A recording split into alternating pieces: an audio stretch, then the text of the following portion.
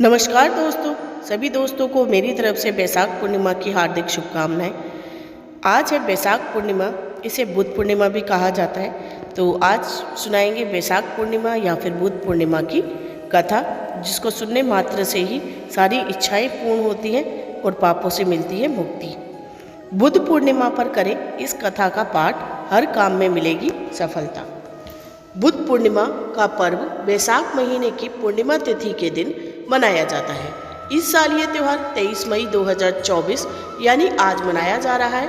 पूर्णिमा के दिन गंगा स्नान और दान के साथ भगवान विष्णु और गौतम बुद्ध की पूजा करना भी बहुत लाभकारी होगा।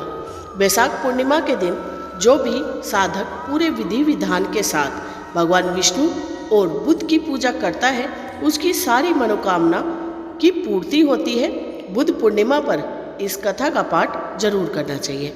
आइए सुनाते हैं कथा।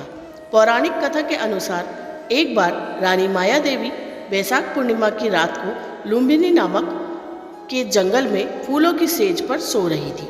तभी वहां पर आकाश से एक रोशनी आई और उनके पेट पर पड़ी, जिसकी वजह से वो गर्भवती हो गई। उन्हीं के गर्भ से कुछ समय बाद महात्मा बुद्ध का जन्म हुआ। उनके जन्म के समय में देवी देवताओं ने आकाश से पुष्प वर्षा की। उनका नाम सिद्धार्थ रखा गया।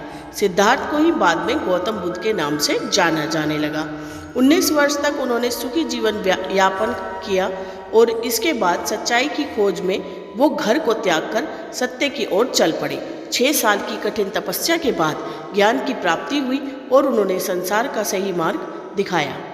इसके साथ ही उन्होंने बौद्ध धर्म की स्थापना की। उन्हें बौद्ध गया में एक पीपल के वृक्ष के ज्ञान की प्राप्ति हुई।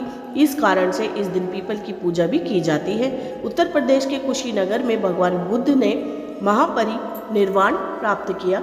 बैसाख पूर्णिमा व्रत कथा।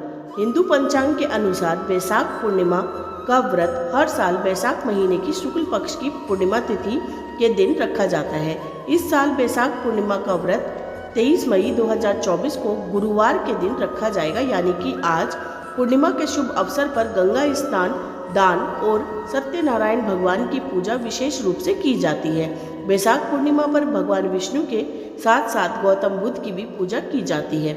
इस दिन बुद्ध पूर्णिमा का त्यौहार भी मनाया जाता है। इस दिन बहुत से लोग मनवांछित फल की प्राप्ति के लिए व्रत रखते हैं और श्री हरि की पूजा करते हैं। इस दिन बैसाख पूर्णिमा की कथा का पाठ करना भी शुभ फलदायी होता है। बैसाख पूर्णिमा की व्रत कथा। एक बार की बात है, द्वापर युग में माता यशोदा भगवान कृष्ण से सवाल करती है कि आप इस पूरे संसार के जगत पालक हैं, मुझे आप कोई ऐसा उपाय बताओ जिसको करके मृत्यु लोक में कोई भी स्त्री को विधवा होने का कोई डर ना हो और ना ही निसंतान होने की तकलीफ रहे। तब भगवान श्री कृष्ण ने यशोदा माता से कहा कि मैं आपको एक ऐसे व्रत के बारे में बताता हूँ जिसका पालन करके सुहागिन स्त्री को सौभाग्य की प्राप्ति होगी। कांतिक नामक नगर में राजा चंद्रहास्य नामक का एक राजा रहता था। उसी नगर में धनेश्वर नामक एक ब्राह्मण व्यक्ति अपनी पत्नी सुशीला के साथ में रहता था। इसके पास धन दौलत की कोई कमी नहीं थी, परंतु ब्राह्मण का कोई संतान नहीं थी, जिसकी वजह से दोनों पति पत्नी बहुत ही उदास रहते थे। एक बार उस नगर में एक साधु आता है जो घर घर में जाकर भिक्षा मांगता है, लेकिन वो इनके घर पर नहीं आता। इस बात को देखकर सुशीला और धनेश्वर बहुत दुखी हो जाते हैं और साधु से पूछते हैं कि वो सबके घर में तो भिक्षा मांगने के लिए गए, पर उनके घर पर क्यों नहीं आए।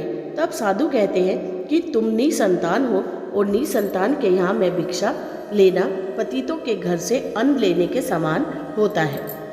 मैं ऐसा करके पाप का भागीदार नहीं बनना चाहता हूँ। साधु की बात सुनकर दोनों बहुत दुखी हो जाते हैं और साधु से पूछते हैं कि ऐसा कोई उपाय बताओ जिससे हमें संतान की प्राप्ति हो सके। साधु के सलाह मानकर दंपत्ति ने 16 दिन तक माँ चंडी का पूजन किया। ब्राह्मण दंपत्ति की भक्ति से माँ प्रसन्न हुई और सुशीला को गर्भवती होने का वरदान दिया। इसके साथ ही उन्होंने ये भी कहा कि तुम हर पूर्णिमा तिथि के दिन दीपक जलाओ और सभी पूर्णिमा को दीपक की संख्या बढ़ती जानी चाहिए। ऐसे में पूरे 32 दीपक जलाओ। माँ काली का आशीर्वाद से सुशीला गर्भवती हुई। काली माता के कहे अनुसार वह दीपक जलाती रही। उसके बाद उसने एक पुत्र को जन्म दिया जिसका नाम उन्होंने देवदास रखा था।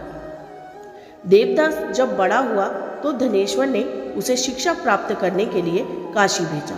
काशी में देवदास के साथ एक अजीब घटना घटी जिसकी वजह से धोखे से देवदास का विवाह हो गया।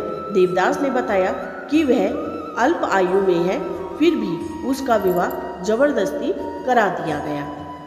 कुछ समय बाद जब काल देवदास के प्राण लेने आया तो काल देवदास के प्राण लिए बिना ही चला गया।